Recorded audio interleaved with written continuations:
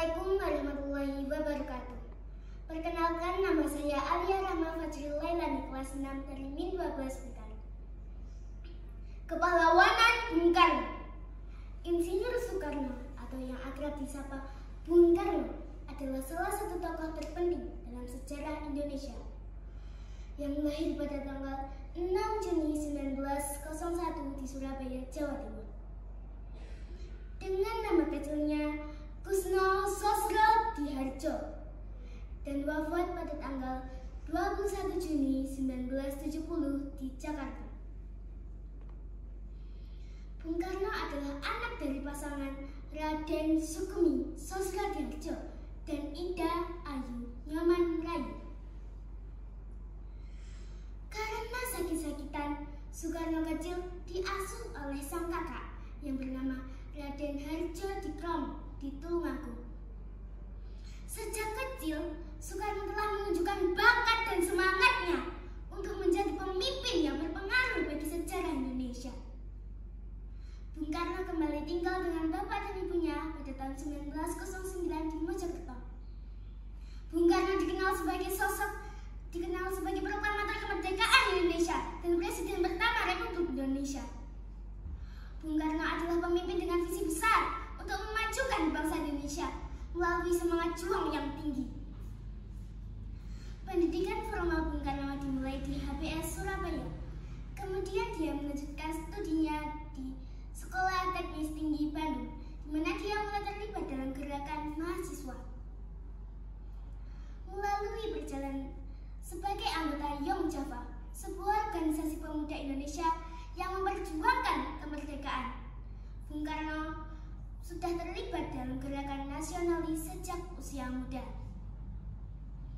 Melalui perjalanannya dalam dunia politik, Bung Karno semakin menyadari betapa pentingnya persatuan dan perjuangan untuk meraih kemerdekaan dari penjajahan Belanda.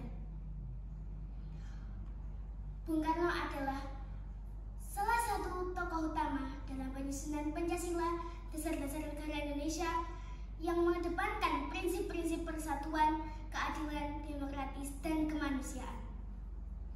Pada 17 Agustus 1945, Bung Karno bersama Bung Hatta memproklamasikan kemerdekaan Indonesia, menandai awal perjalanan panjang untuk mempertahankan kemerdekaan Indonesia. Dalam perjuangannya melawan Belanda, Bung Karno selalu mengusung semangat persatuan dan kesatuan. Salah satu ucapan beliau adalah Bhinneka Tunggal Ika, yang menggambarkan semangat keberagaman yang harus disatukan dalam membangun bangsa. Bung Karno tidak pernah mundur dalam menghadapi penjajah. Beliau memimpin rakyat Indonesia dalam perang gerilya dan diplomasi internasional untuk mengamankan Indonesia. Selama perjuangannya, Bung Karno juga mengalami masa penjara dan pengasingan. Namun, hal itu tidak meruntuhkan semangatnya untuk terus berjuang demi kemerdekaan dan keadilan bagi seluruh rakyat Indonesia. Bung Karno gigih memperjuangkan Pancasila agar menjadi dasar negara Indonesia sebagai landasan untuk membangun masyarakat yang adil, demokratis, dan makmur. Bung Karno menjadi salah satu pemimpin dalam konferensi Asia Afrika pada tahun 1955 di Bandung, yang menegaskan betapa pentingnya solidaritas dan kerjasama antar bangsa-bangsa di Asia dan Afrika dalam menangani tantangan global.